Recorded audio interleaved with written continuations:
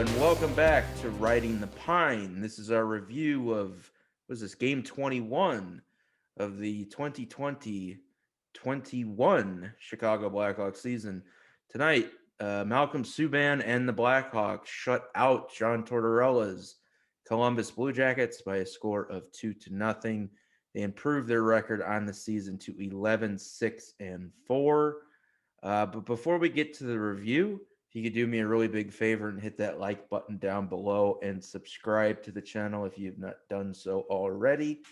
It helps drive traffic to the channel. The more thumbs up we get, as well as subscribers, and hit that notification bell as well if you are subbed or not subbed, so you know when we do upload our content.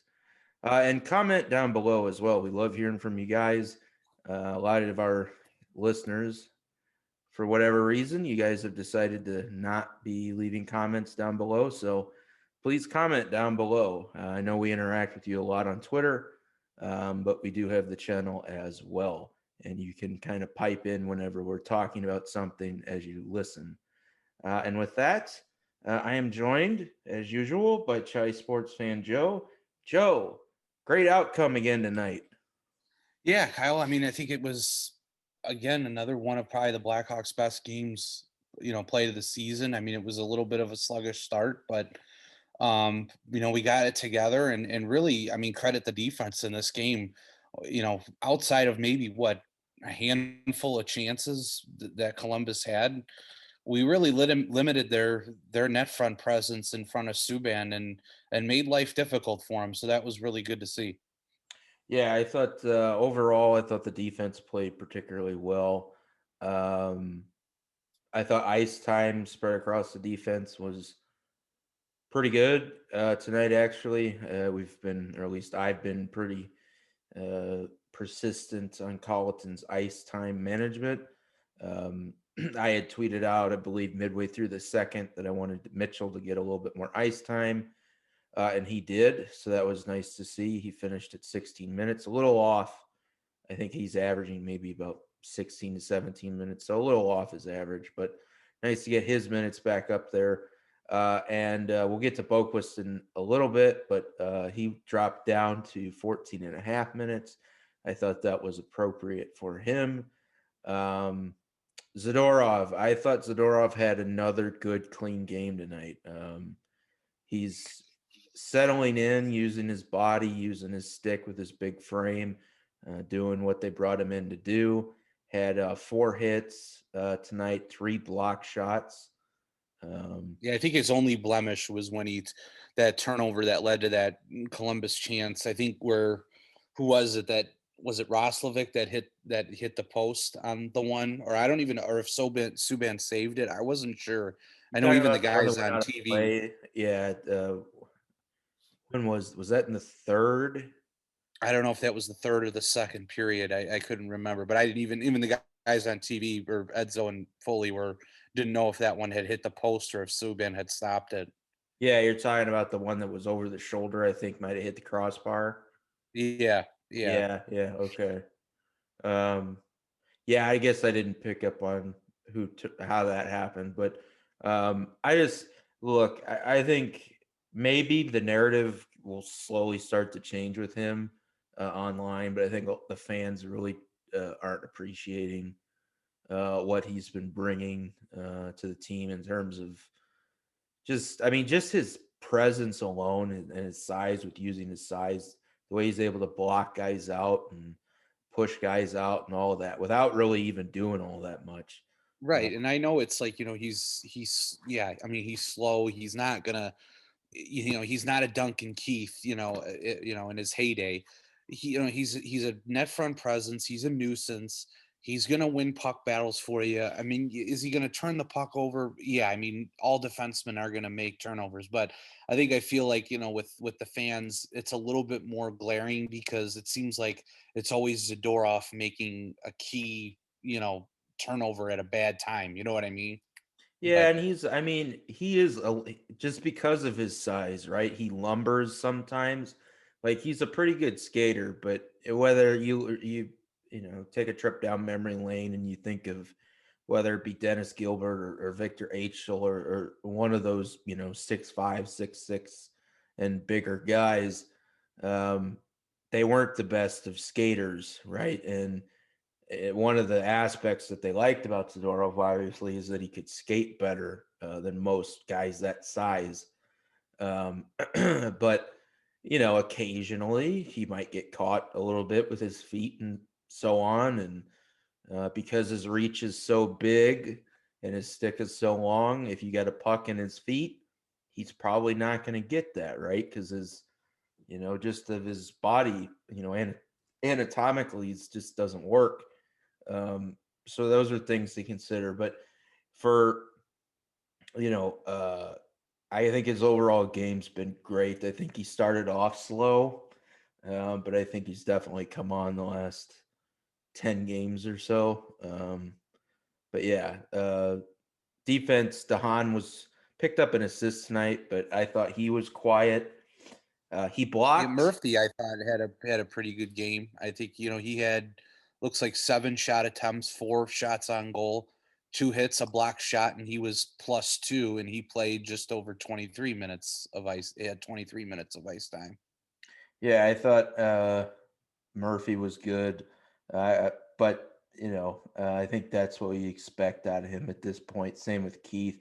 Keith did have a bad turnover, though. I think was that it was either in the second or third. It's all blurring together, but um, yeah, and like you said, they're all going to have turnovers at some point or another. It's just you want to limit those, and if you do turn it over, hopefully it's not in your own end. Um, just those kind of things.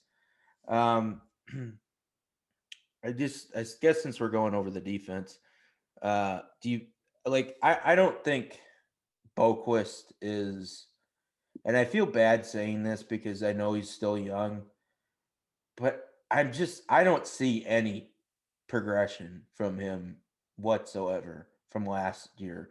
The big knock on him from the playoffs was, uh, and this is why I was thinking about this watching the game tonight. He once you get big guys on him and the intensity of the game picks up, he looks lost. And I mean, he looked lost at points tonight. And this was against Columbus in a non-playoff game. Uh, and like offensively, I think he's improved a little bit from the beginning of this year. But I'm just defensively, he looks like Eric Gustafson to me, and maybe I'm being harsh with that, but he looks like an offensive defenseman that you can throw on the point on the power play and patrol out there, and maybe occasionally you'll move him up to a rover spot or third forward if you need him or fourth forward, but Yeah, and I think he's just trying to maybe still in an essence find his way. What is, and I think he's figuring it out. It's like you said, he's an offensive defenseman. He can quarterback a power play. He can keep the puck rolling offensively, but I think over time, again, he is young, so I don't write him off just yet, but I want to see, we want to see obviously more from him defensively. And maybe as time goes on, as he gets more and more experience, technically, is this his first full NHL season, Boquist? well, yeah, but it's not a full NHL season either because Well, it's right. short So it's, break. I know it's not a full, but it's technically his first Yeah. quote unquote full season in the league. So, I don't want to, really judge a lot of players, especially young players in a situation like they're thrown into right now, because really nothing's normal. So, again, I don't want to throw in the towel on Boquist, but let's just see. We're 21 games into into a 56 game season, so obviously there's not a lot of leeway to get the most out of a player in that time. But over time, maybe as the season progresses, 30, 40 games in, we'll see some more progression from him. Yeah, and I think, one of the problems is and I don't even really problems not the right word, but positives, or one of the reasons I think that I'm thinking this is there are other players in the system right now who could potentially be playing at a higher level than him.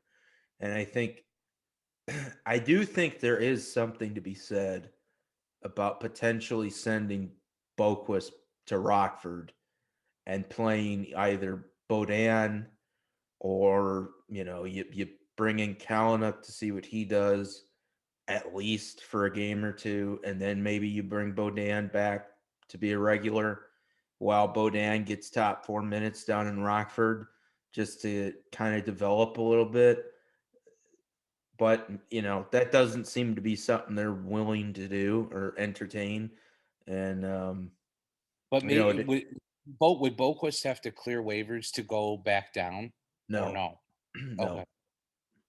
Nope, as long as he's on his entry level deal, uh, he can clear. So anybody on their entry level deal is able to clear. Um, Okay. with Boquist, so I think Boquist has 1 year left on that entry level after this year. So yeah. Let's move to forwards. I want to talk about Yanmark because I've mentioned this a couple times, but his wheels and his speed, they just you don't like if you watch him, he, you might not notice it during, average viewing of the game, but then there are instances where it seems like the play is just slowed down and he turns into Quicksilver from Marvel, and all of a sudden he's, the rockets are on and he's got a boost. Like there was one play where it looked like it was going to be icing, and there were, I think, two Blue Jackets back. I don't know if they were forwards or defensemen, but he broke up the icing with his speed. Yeah, Like, no, that's how I said it. Yanmar creates so much offensively for us and really gets to pucks, opens up chances in the offensive zone. And I mean, I love the guy. I mean, like you said, I think Dallas looks pretty stupid not re-signing him, but their loss is our gain. But again, I don't know what the Blackhawks plans are for him, especially since he's on a 1 year deal. And it's so hard to judge what they're going to do, because if the Hawks are in contention, obviously, yeah, you don't trade him away. But we don't know what's going to happen in these next the slate of the schedule, where you obviously hope it doesn't happen. But if the Hawks kind of fall off the boat a little bit, then what do you do? They have a decision to make. yeah, I think they're going to keep him around. I think at this point, I think it would have to be a pretty disastrous month of March for them to sell at this point, or at least to not necessarily sell, but to sell guys that they could keep around.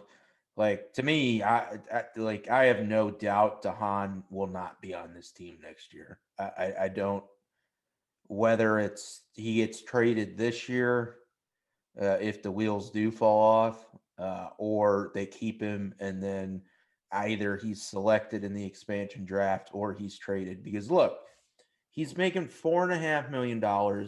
He'll have 1 year left on his deal, and like we've been talking about, you got Boquist, Bodan, and Kalanick. I don't see Mitchell ever coming out of the lineup. So you got those three guys, and all three of them need roster spots. You've got room for one of them right now.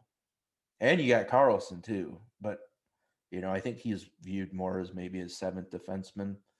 So there's just you don't need him, right? Like he's just he's like a, I don't want to say unnecessary, because he's supposed to be a top four, but I think his play. I mean, he picked up a secondary assist tonight, but I don't think he's that good or been that good this year. Actually, he blocked us because we talked bad about him the other night. I don't know if you saw that, Joe, but Oh, uh, I didn't see that. yeah, he blocked our podcast account, which is fine. And the only reason I noticed it was because a good friend of the show that's been on the show, actually, Sherrod, DM'd me. He's like, "Oh my god, he blocked me because I said it looked like he was drinking beers before the game," and it was all in good fun. Like, I don't know if Haan ever listens to this or not, but like it's knowledge, I think, by most Blackhawks fans that Haan has his own craft brewery up in around Ottawa, I think, somewhere up in Canada. Oh, okay. And he actually did. They did something with 312. Uh, I to try to do like a limited brew for charity. And like I even messaged him like, dude, you need to make a Blackhawks brew. It would sell. Like even if you just sold it in Chicago or whatever, and if you could Right. partner with them or whatever. But But yeah, yeah, and I think what the Hawks want to do, I mean, you're looking to get younger. So, I mean, yeah, I don't really see Dehan as part of the future plans either. Because is he what? Is he in his 30s, I think Dehan? he's 29. Yeah. Okay. So, um, but yeah, with like you said, with Vodan and Boquist, and they're all Carlson all looking to get in. Yeah, I don't see Dehan as being part of the plans. I mean, I don't know. They could, like you said, depending on what happens in the coming games, whether they trade him at the deadline or he walks, in free agency. I mean, I expect obviously one of the two to happen. Yeah. Well, I just think, at this point, the team is ready. I think you're ready to move on. Like you've got rookies that prove they can play at this level. And in my opinion, that 4.5 million can be used elsewhere, like say the top six to bring in a winger or somebody that can put the puck in the net. Um, and yeah, so yeah, we'll see what happens there. But staying on with forwards, so Kurashev finally got some top 6 minutes tonight. Um, bumped him up about 2 minutes. Still not a lot. Suter played 17-24, and Yeah, I feel like Colliton. he's kind of fallen. I mean, not completely off the wagon, but I feel like he's had like a couple hot games here and there, but he's just kind of been. I don't know if that's because of the line he's on or what's kind of happening with that, but Well, yeah, yeah, I but I haven't. mean, so the thing with Suter is he's not a flashy player, right? So he's not like Kubalik that's going to put up 30 goals. Um, but like if you look at his stats, like his last 3 games, he's been a +1 the last 3 games. Like he does all like that's why to me I prefer him to say a Kubalik because Suter does all of like the little things, and when he doesn't necessarily show up with points, he is making a difference on the ice. Kubalik, interestingly, only played under 13 minutes tonight. Had only one shot on goal.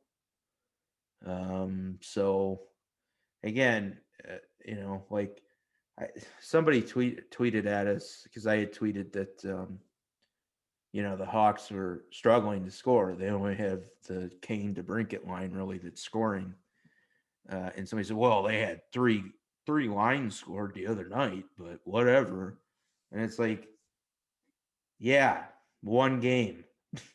Right. Like, if it's not Detroit, and even if it is Detroit, like like that's something that I think the Hawks need to have happen relatively soon. Other than obviously scoring the first goal, which is huge, I think for them. Um, but Yeah, I not think I saw a stat there. The Hawks are, I think they're 8-0-1 when they score the first goal, but when they don't, they're like three. I think they're 3-6-3. Yeah, it's not the end of the world if they don't score first, but obviously you'd prefer them to. Um, but something that they haven't done, other than against Detroit, is to literally just beat the piss out of somebody. And I Right. think that's, maybe. Well, and I think that's a combination, just the talent level, of to beat the piss out of a Carolina or a Dallas or even. I mean, I know we both kind of agree Columbus isn't but they're better than, yeah, I was just gonna say they're not Carolina level, but they're not Detroit level. They're kind of they're Middle. right at the probably the Hawks medium at this point.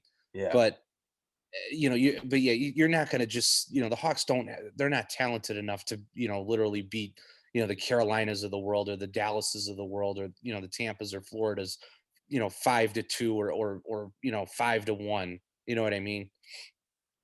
Well, I think Carolina is a really good comparison to the Hawks because, you know, it's so frustrating. Again, we've, beat this to death too, but um, not having Doc and Taves on this team right now because honestly, this team probably would be in first place if you had Taves and Doc on this team. Oh no, I mean, yeah, or even Nylander if you had a healthy Shaw, And right? Who Strome's out. knows Like, where look this at all the injuries. Like, when right? you think, look, I think people are starting to, I saw some rumblings on it, so I'll just um, kind of drop it. I don't know when it's going to air. It won't air until next month, so at least a week on out. But we're going to do some specials that we're going to call Splinters. And the first episode's going to be on Joe Quenneville versus Jeremy Colleton for the Jack Adams Award, because right now those are the two guys who are the front runners. I don't think there's any question whatsoever. I would have said Claude Julien with Montreal would have been in that conversation, but he went and got fired a couple days ago, so that's no longer in the Yeah. discussion. But I think, I think Jeremy Colleton still, even as well as Ford is playing, I still think as of now, like if the season were to end today, Colleton wins the Jack Adams Award. And I don't think Oh it's yeah, no, there's no, like, and it's like the reason that's a valid point is because you look at other teams and I look at one specifically, the St. Louis Blues. I mean, I think they're without Bozak right now. They're without Tarasenko right now. They lost, I think, last. I was watching the game last night, Wednesday. I think it was, yeah, last night. Like, didn't Scandella? I think he got hurt. Um, they've had a number of injuries, and you could tell like it's affecting them. But the Hawks have had just as many injuries, if not more. more, Yeah. and they're still rolling. And I don't know if that says something either about Colleton or if that just says something that that they're able to kind of put the injury aside and say, okay, have that next man up mentality. Yeah, I think when you look at where this team was, a lot of people projected this team to be the worst team in the league, and most, I would say, probably 95% of people had them from 29, 30, or 31.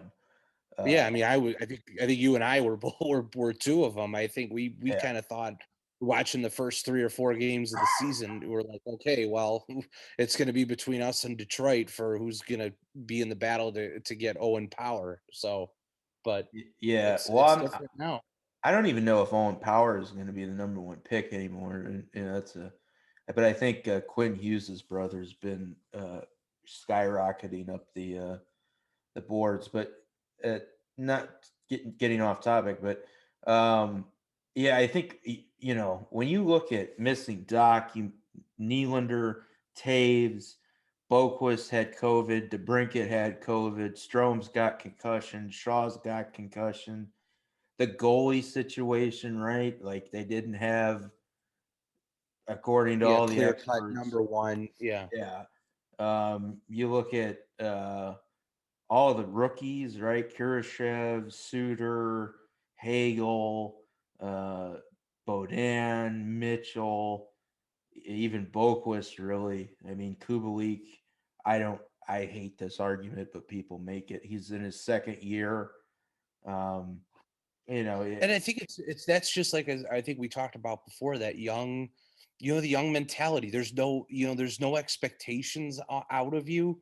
So it's like the pressure's kind of off of you. You're just going out there, you're just playing the game, and you're letting your abilities kind of dictate, how the game's going to end up. And like you said, when you got leadership like Patrick Kane and Duncan Keith, who have been through the mill and back to be able to help these guys, and like you said, and credit Colleton too. They're buying into his systems now, and it's just everything's kind of clicking, everything's kind of working itself out.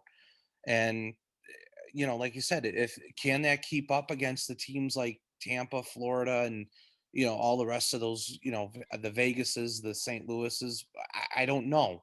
Well, time will tell on that. But again, when you're young and you're inexperienced, you're just going out there and you're playing the game because nobody's expecting much out of you. Yeah, I think, like I said, I thought this team was going into the season. I thought they were about 2 years away from being where they're at right now. Um, they're maybe a year away from where they're at right now, but 2 years from being like really relevant. But because of the structure of this season, um, they could be arriving a year or so early.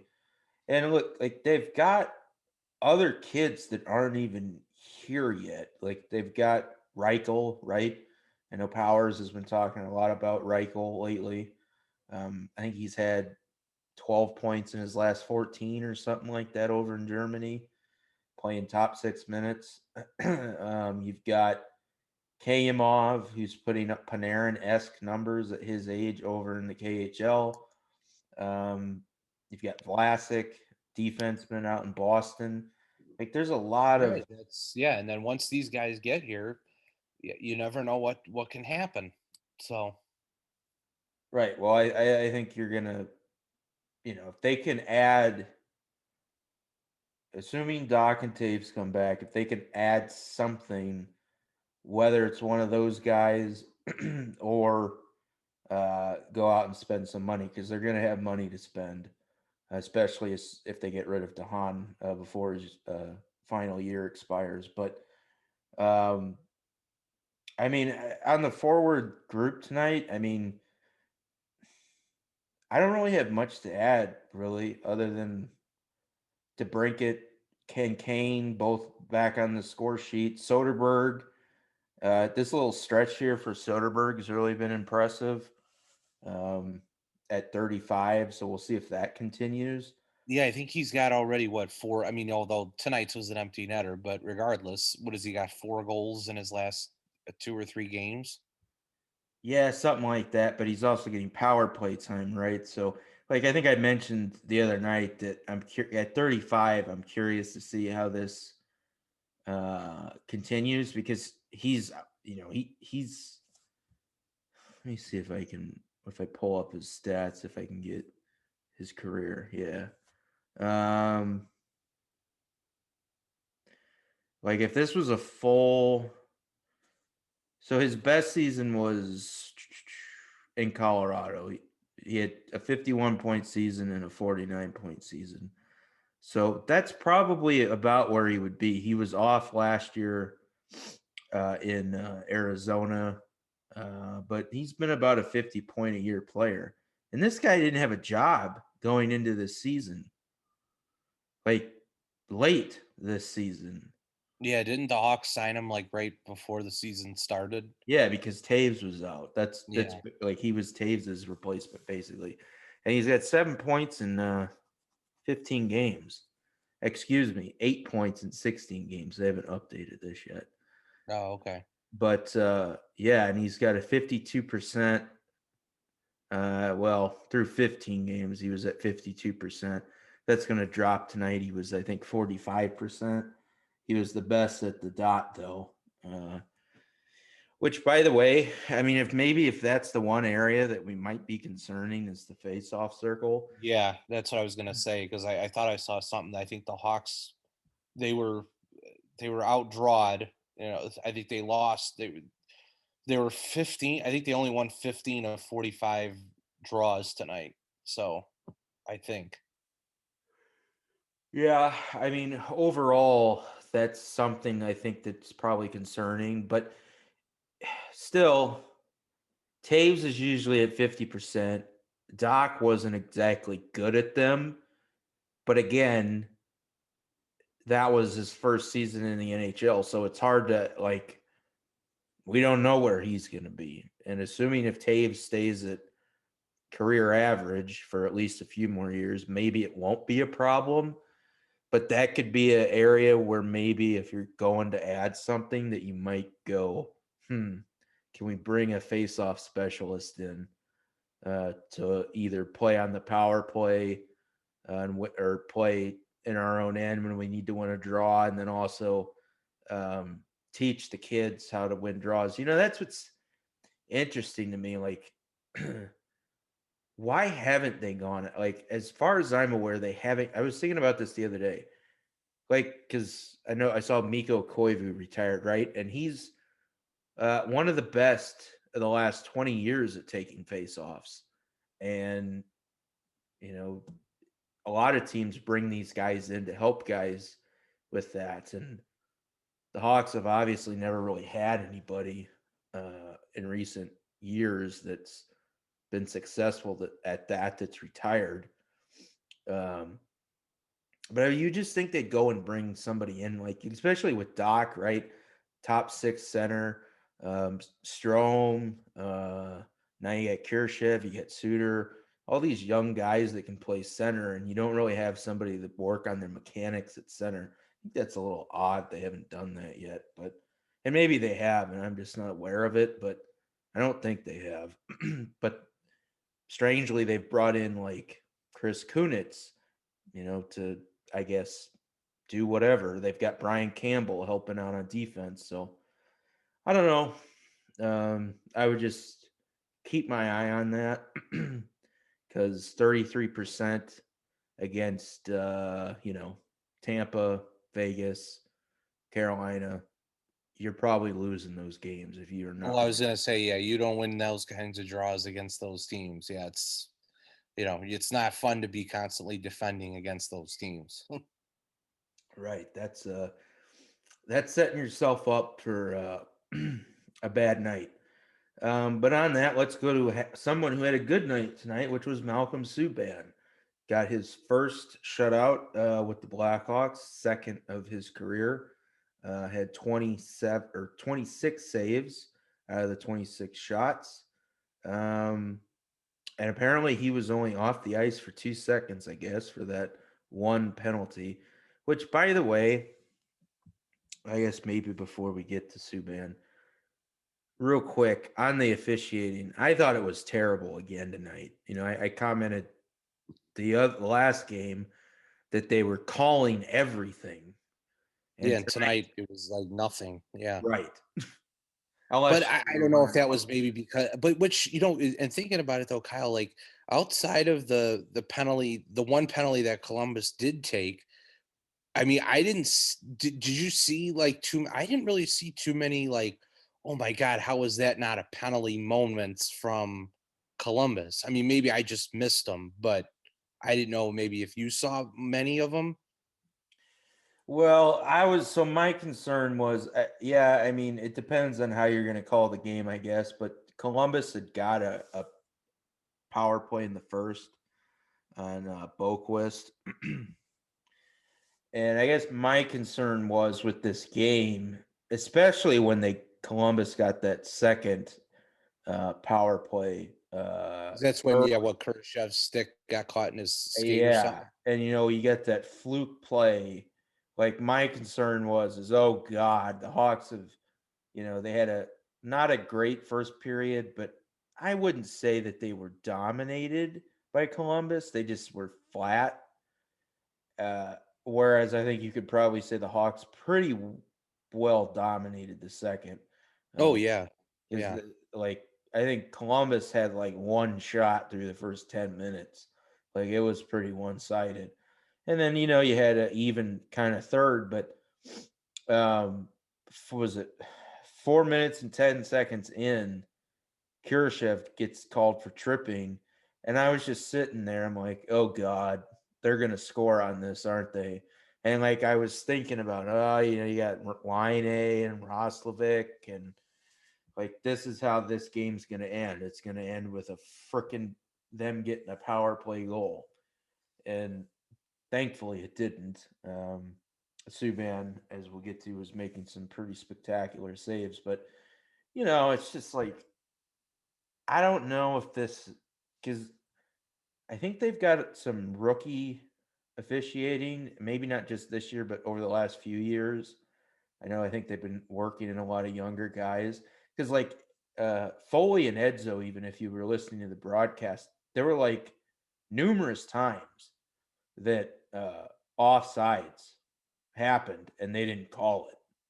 Like, there was one point in the broadcast Oh where, yeah, I think there was a play where I don't know if it was Camp, but yeah, I saw him like try to reach his back leg, I think, to try to get back on side, and apparently, according to the referees, he did. But I knew I was even I think I was telling myself, and then Edzo had said it like if the Hawks score in this possession, yeah, there's it's no question it's offside. going to get reviewed because they're offside.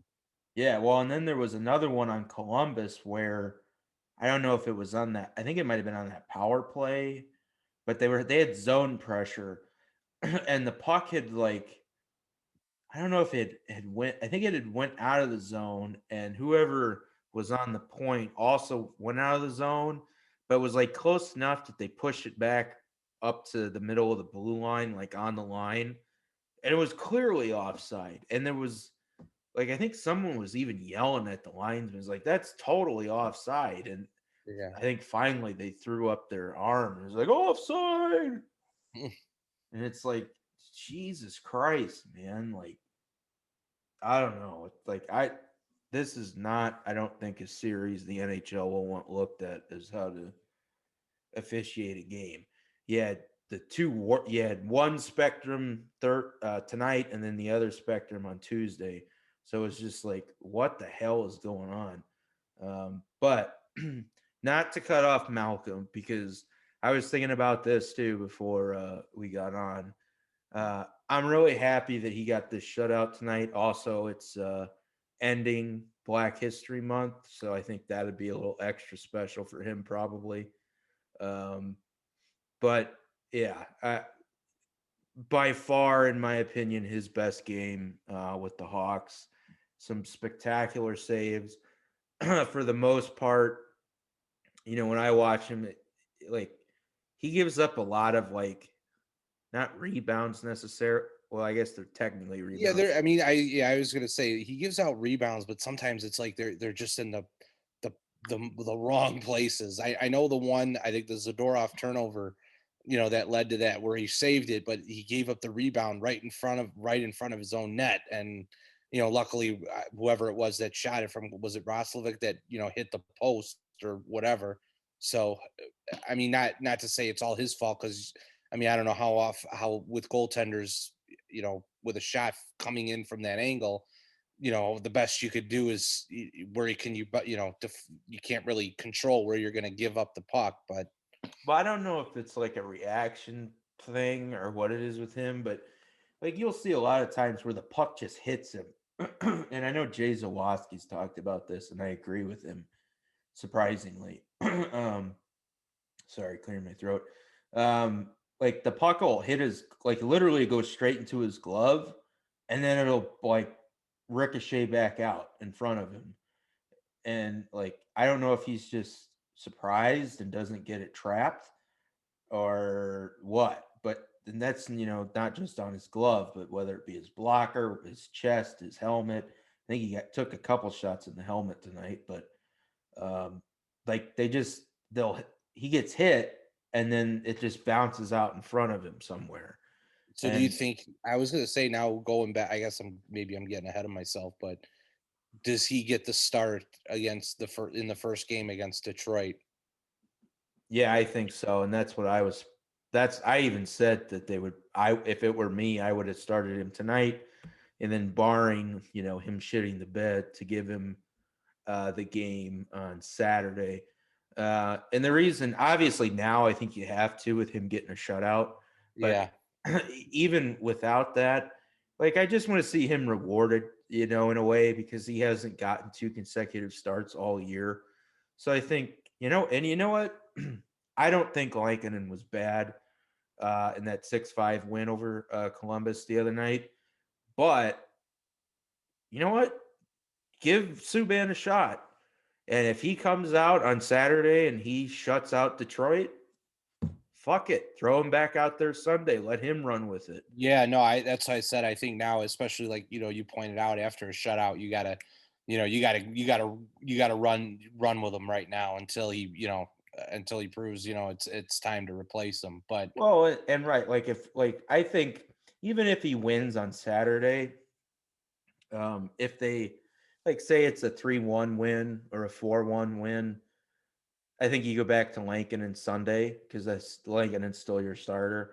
But like if Subban shuts him out, and it's fairly, I mean, look, I'm not trying to down talk Detroit because look, Detroit fans can live with this for a while after all the success they had for the last like 40 years. But you know, they're not a good team. So it's fairly possible that Subban could get another goose egg on Saturday. And if he does, then he's playing again on Sunday. I don't care if it's back to back. And I don't care if Lankinen's the starter. Obviously, I prefer him. I think he's, the heir to Crawford and all this stuff. But you got to go with the guy that's playing hot, and Subban's playing hot right now. And right, um, like I said, if because it's a back to back and because Lankinen's your guy, barring Subban getting a shutout Saturday, Subban or Lankinen's probably playing on Sunday.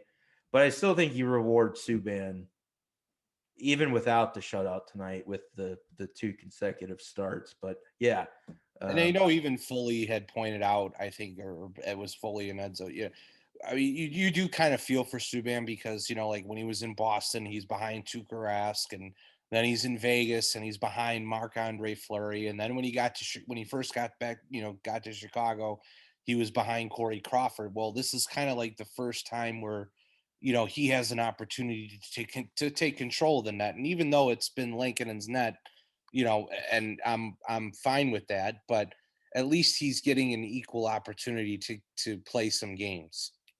right. Well, he's got to outplay Lankinen. I mean, Right.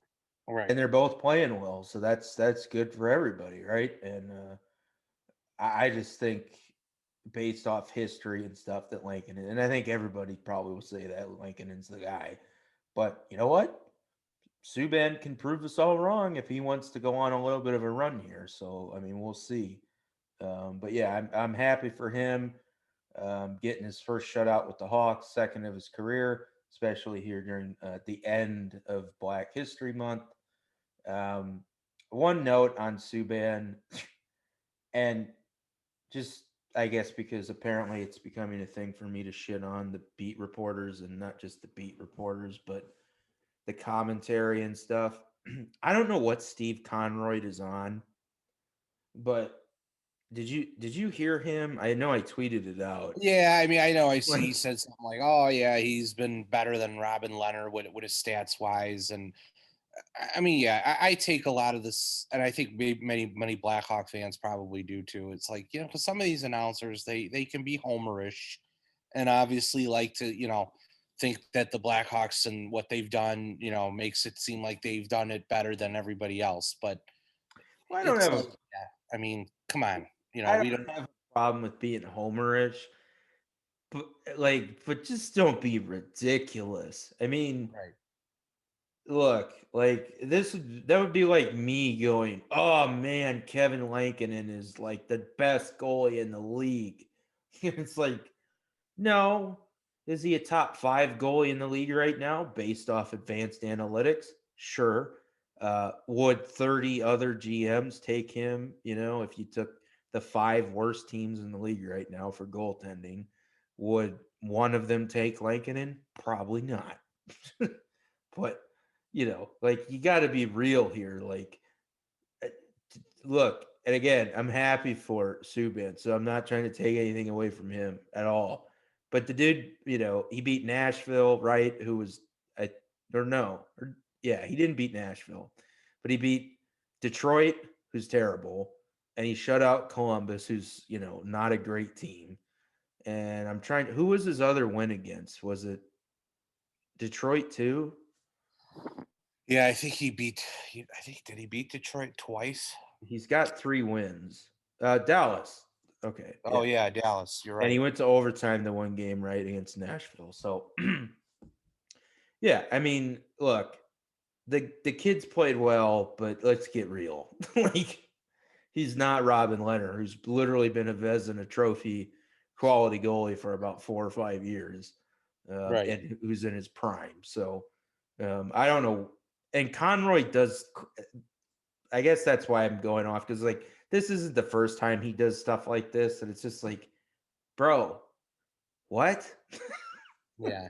No, like I said, and I know there's some announcers, slash post game, people that are, like I said, you're always going to get homers. So, but yeah, I mean, some of their takes, like I said, you got to let in go in one ear and out the other. Yeah. Anyway, just kind of to wrap this up. Do you think? Okay, so we talked. I think we agree. Subban starts Saturday. Does Patrick Kane get his 400th goal on Saturday? I th- I think that's pretty. I mean, if it was anybody else, But I'd Detroit. question it. But because it's Detroit, I'd say it's whether it happens Saturday. If it doesn't happen Saturday, it'll happen Sunday. That's my kind of take. But Yeah, it's gonna happen. I think on the weekend for sure. But I'll go ahead and say it happens Saturday. all right, Um, Lineup changes. The Hawks will be back home, so they'll be able to call up people from Rockford if they so choose. Um, I like I said, I'm not high on Walmart, and I think Highmore either. Like Highmore's yeah, I'd kind of like to turned. see Bodan draw back in somehow, but I don't know if that's going to happen. But So would you go with 11-7 again, or no? Because I know you don't like. I mean, maybe, yes, especially I think haven't they've done 11-7 a lot, especially against Detroit, haven't they? I feel like I think against so. Detroit. Yeah. So I mean, especially yeah, against if it's against since it's against Detroit, maybe go ahead and try it again. But I don't know. I mean, it's hard because yeah, I want to see Bodan though in the lineup. Yeah, I think he's earned it too. Um, who do you take out, Walmart or Highmore? Right, Walmart because, and I think that was one thing we didn't talk too much about tonight was I think how good that fourth line was tonight with Highmore, Carpenter, and Kampf. I mean, they did a really great job. Especially I know Carpenter did a lot of good things on the penalty kill and on the fourth line, but I mean that fourth line really they had some good zone time tonight too. Yeah, well, they have all season. I think that's the line that uh, didn't they play in the playoffs? Was Highmore, Carpenter, and Camp? Yeah, yeah. Yeah. So the So college I is would a definitely leave line. Highmore in. Um, yeah, I don't know. Like Walmart was supposed to be this really young because he's only 25, and they were. I know he's had COVID, and maybe that's playing a part of it because he did have 3 assists in his first 6 games. But I haven't seen hardly anything out of him that would like. I mean, there were YouTubers and people that were speculating that in the expansion draft, Walmart would be the guy that Seattle takes. And it's like, what? Hmm. Like I don't know. I bet you if they asked him for that redo, they'd probably change it at this point. But yeah, so I don't know what his story is, but um, we'll see. I for sure I hope they send Cal now that when they get back to Chicago, they send Kalanick back to Rockford. Um, because he's not going to get into the lineup. I think that's pretty clear. Uh, and him sitting is not helping him at all, or Chicago for that matter. So hopefully that gets rectified quickly. Um, would you second that, or do you think they should keep him up here? No, I mean I want to see the kid play, and so wherever he can play is where I'd want him to be. So if he's gonna play in Rockford, then put him in Rockford. So Yeah, well, I just you got because you got Bodan and Carlson up here still, and Bowie. right, So, like right. just I don't understand why he's here. I guess. So hopefully, like I said, that gets taken care of. But that will wrap up this review. Again, the Blackhawks and Malcolm Subban shut out the Columbus Blue Jackets by a score of 2-0. They will be back at home ice or on home ice at the United Center for their 22nd game of the year against the Detroit Red Wings. Patrick Kane will be searching for goal number 400. And until then, everybody, please stay safe, stay healthy, wear your masks, do your social distancing, get your vaccine if you are in line for one. And we will see you all again on Sunday morning with our review of the game on Saturday. But until then, let's keep this up and let's go Hawks. All right, go Hawks. Thanks again, everybody.